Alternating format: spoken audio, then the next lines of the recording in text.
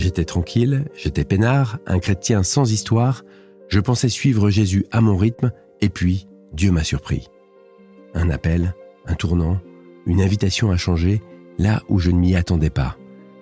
Et toi, es-tu prêt à te laisser déplacer par Dieu ? Cette année, pour le Carême, l'application YouPray te propose une retraite sur le thème « La conversion là où tu ne l'attends pas ». Alors télécharge dès maintenant l'application YouPray et découvre une nouvelle façon d'être accompagné dans ta vie spirituelle.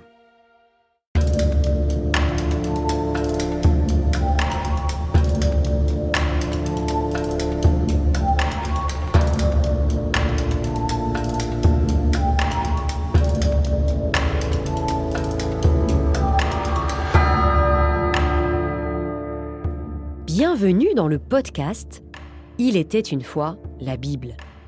Ce podcast est la rencontre de deux passions.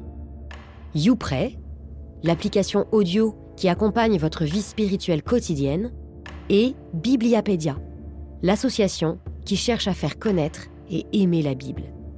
Ensemble, nous avons conçu ce podcast inédit qui vous raconte, épisode après épisode, le livre le plus vendu au monde, avant même Harry Potter. Saül contre David, première partie. Souvenez-vous, dans l'épisode précédent, David a battu Goliath. Il est à présent vu comme un héros. Comment Saül va-t-il réagir face à la gloire montante de son musicien ? Se pose aussi la question de la place de David après son exploit. Car, on le sait, elle n'est plus derrière le troupeau, mais bien à l'armée. Dans les deux prochains épisodes, nous allons assister à la rivalité croissante entre nos deux rois. Car, nous le savons tous, il ne doit en rester qu'un.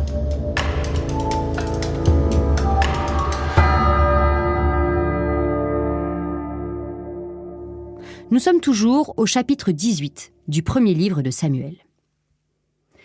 Dans ses expéditions, David réussissait partout où l'envoyait Saül. Et Saül le mit à la tête des hommes de guerre. Il était bien vu de tout le peuple et même des serviteurs de Saül. Au retour de l'armée, les femmes sortirent de toutes les villes d'Israël à la rencontre du roi Saül pour chanter et danser au son des tambourins, des cris de joie et des cymbales. Elles dansaient en se renvoyant ce refrain. « Saül a tué ses milliers et David ses dizaines de milliers. » Saül le prit très mal et fut très irrité. Il disait « À David on attribue les dizaines de milliers et à moi les milliers ? Il ne lui manque plus que la royauté. » Depuis ce jour-là, Saül regardait David avec méfiance. Le lendemain, un mauvais esprit envoyé par Dieu s'empara de Saül qui fut saisi de transes prophétiques au milieu de la maison. David jouait de son instrument comme chaque jour, et Saül avait sa lance à la main. Saül la lança en se disant « Je vais clouer David au mur ». Mais par 2 fois, David échappa à Saül. Si on devait décrire l'état de Saül avec un vocabulaire médical, on dirait qu'il a une maladie mentale, quasi psychiatrique.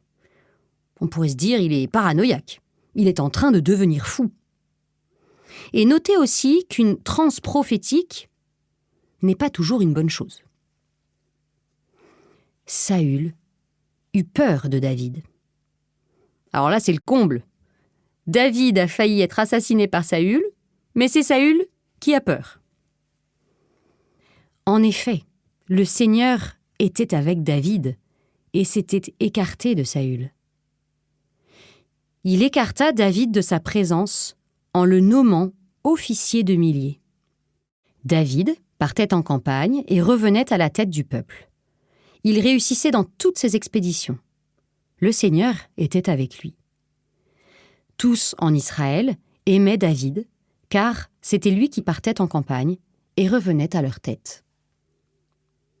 Donc Saül a nommé David officier pour l'écarter, Mais il n'avait sûrement pas prévu que cela augmenterait sa popularité.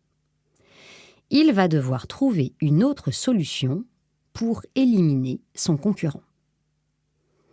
Saül s'était dit « Ne portons pas la main sur lui, mais que des Philistins le fassent. » Il donna cet ordre à ses serviteurs.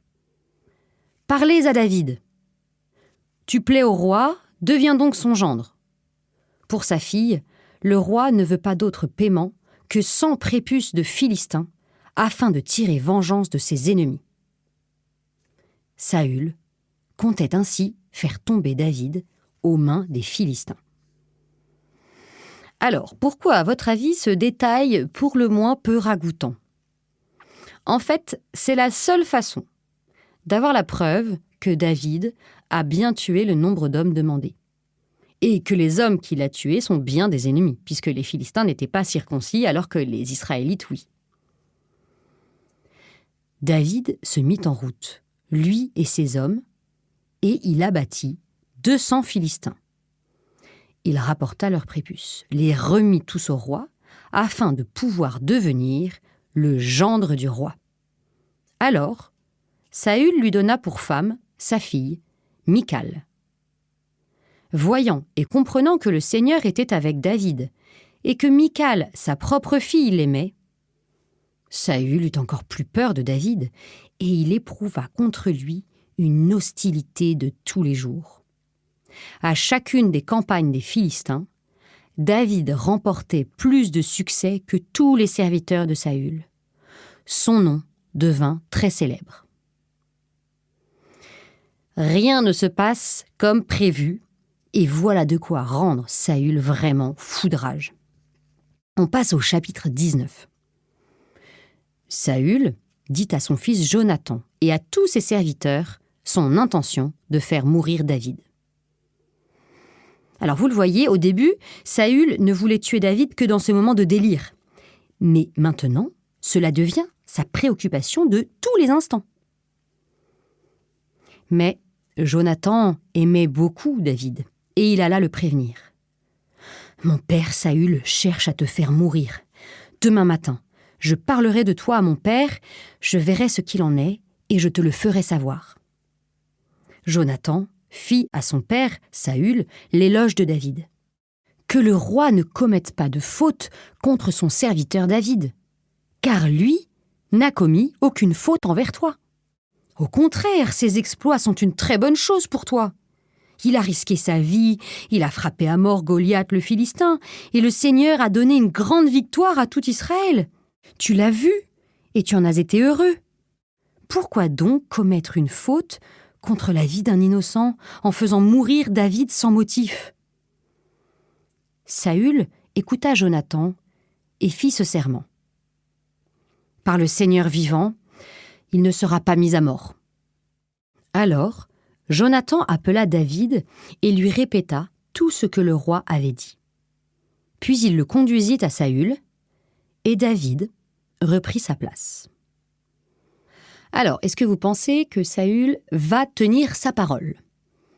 On peut craindre que non. La guerre avait repris. David partit combattre les Philistins. Il leur porta un coup très dur, et ils s'enfuirent devant lui. Un mauvais esprit, envoyé par le Seigneur, vint sur Saül alors qu'il était assis dans sa maison. Il tenait sa lance à la main et David jouait de son instrument. Saül chercha à clouer David au mur avec sa lance. Mais David esquiva le coup de Saül, qui ficha sa lance dans le mur. David prit la fuite cette nuit-là. Donc, vous le voyez, Saül a refait exactement la même tentative d'assassinat.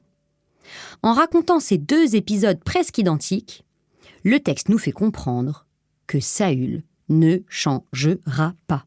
Quoi qu'il dise, c'est plus fort que lui. Il veut tuer David. Alors, où aller si vous étiez David ?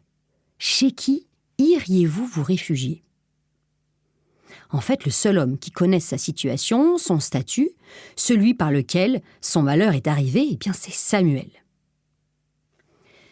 David prit donc la fuite. il arriva chez Samuel à Rama et lui rapporta tout ce que Saül lui avait fait subir. Saül envoya des messagers pour se saisir de David.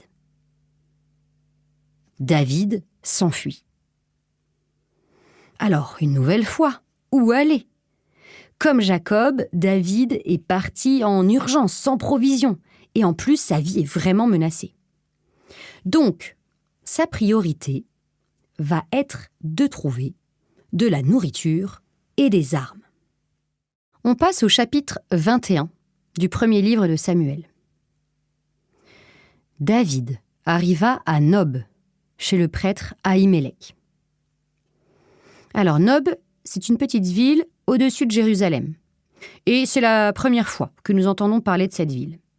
Nous allons comprendre, en lisant le texte, que c'est sans doute le centre religieux principal d'Israël à l'époque. Alors, c'est une curieuse idée, quand on a besoin de nourriture et d'armes, d'aller dans un sanctuaire. C'est sans doute parce que David se tourne avant tout vers Dieu quand il cherche de l'aide. Le prêtre Ahimelech courut à la rencontre de David et lui dit : « Pourquoi es-tu seul, sans personne avec toi ?» En effet, pourquoi est-ce étonnant que David soit seul ? Eh bien, David, c'est quand même un officier de l'armée. Et en plus, c'est un personnage célèbre. Il est rare qu'il soit seul. C'est comme si un ministre se déplaçait sans policier, sans son équipe. David répondit : « Le roi m'a donné un ordre. Que personne ne sache rien de l'affaire pour laquelle je t'envoie. Mes compagnons, je leur ai fixé un point de rencontre à tel endroit. » Est-ce que c'est vrai, ce que nous dit David ? Absolument pas. Est-ce que l'auteur veut nous dire que c'est bien de mentir ? Alors pas du tout. Il se contente de nous raconter ce que David a fait. C'est un bon exemple que, dans la Bible, tout n'est pas écrit pour servir d'exemple. Et même quand un homme est bon, ici David, tout ce qu'il fait n'est pas forcément bien. Et c'est d'ailleurs plutôt rassurant. Maintenant, qu'as-tu sous la main ? Donne-moi 5 pains, ou bien ce que tu pourras trouver. C'est amusant, hein ? 5 cailloux, 5 pains. Décidément, David est un peu abonné au chiffre 5, le chiffre de la Torah. Le prêtre répondit à David : « Je n'ai pas de pain ordinaire, mais il y a le pain consacré. » Alors, qu'est-ce que c'est que ce pain consacré ? En fait, c'était un rite prévu dans le Lévitique. On peut d'ailleurs admirer l'attitude du prêtre Ahimelech. Pour lui, c'est important de respecter les rites sacrés. Mais s'il faut nourrir quelqu'un qui a faim, eh bien c'est prioritaire. Donc on prend le pain consacré pour nourrir.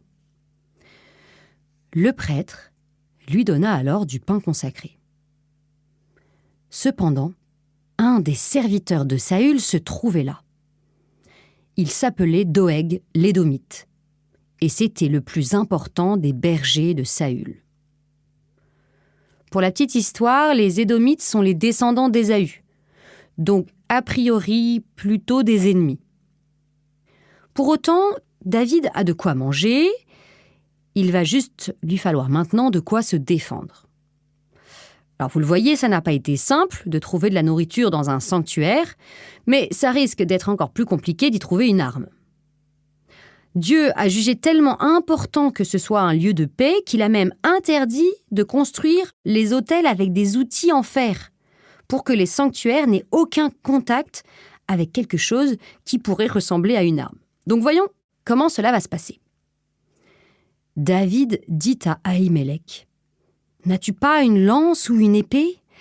Je n'ai pris avec moi ni épée, ni bagage, tant la mission du roi était urgente. » Le prêtre répondit : « Il y a l'épée de Goliath, le Philistin, que tu as abattu dans le val du Térébinthe. Si tu veux la prendre, prends-la. Il n'y en a pas d'autre ici. » David lui dit : « Elle n'a pas sa pareille. Donne-la-moi. » Alors, est-ce que c'est bizarre qu'il y ait l'épée de Goliath ici ? En fait, non. À l'époque, on avait l'habitude de déposer les trophées des vaincus dans les temples. Donc maintenant, David a du pain et une épée. La question, c'est où aller se réfugier. Il ne peut pas rester dans le sanctuaire, car il a dit à Ahimelech qu'il est en mission secrète pour le roi. La meilleure façon de se mettre hors de portée de Saül, c'est de partir à l'étranger. Mais même à l'étranger, Saül pourrait vouloir le poursuivre. Donc le seul endroit, à l'étranger, où David est sûr que Saül n'ira pas, c'est chez l'ennemi. Et qui est l'ennemi numéro 1 à ce moment-là? Ce sont les Philistins. Oui, ces Philistins qu'il a battus. David se leva et s'enfuit. Il arriva chez Achish, roi de Gath. Donc souvenez-vous, Gath, c'est là d'où venait Goliath. Donc c'est ce qui s'appelle se jeter dans la gueule du loup. Les serviteurs d'Achish dirent à leur maître: « Cet homme n'est-il pas David, le roi du pays ? N'est-ce pas celui pour qui l'on dansait en se renvoyant ce refrain « Saül a tué ses milliers et David ses dizaines de milliers ?» David fut impressionné par ces paroles, si bien qu'il eut très peur d'Achish, roi de Gath. Alors, il fit semblant de perdre la raison. Il se mit à divaguer au milieu d'eux, à tracer des signes sur les battants de la porte, à baver dans sa barbe.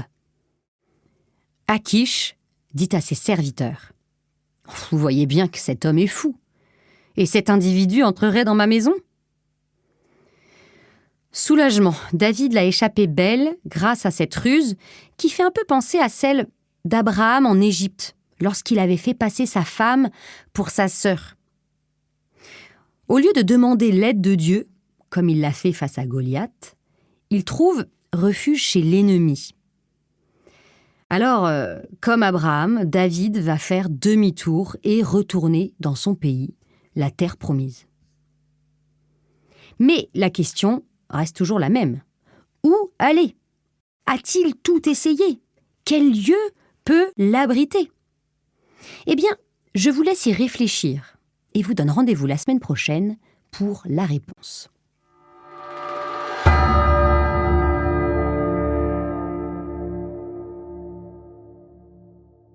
Merci d'avoir écouté cet épisode jusqu'au bout. Si ce podcast vous plaît, n'hésitez pas à nous le dire en mettant le plus d'étoiles possible et à vous abonner pour être notifié du prochain épisode. À très bientôt.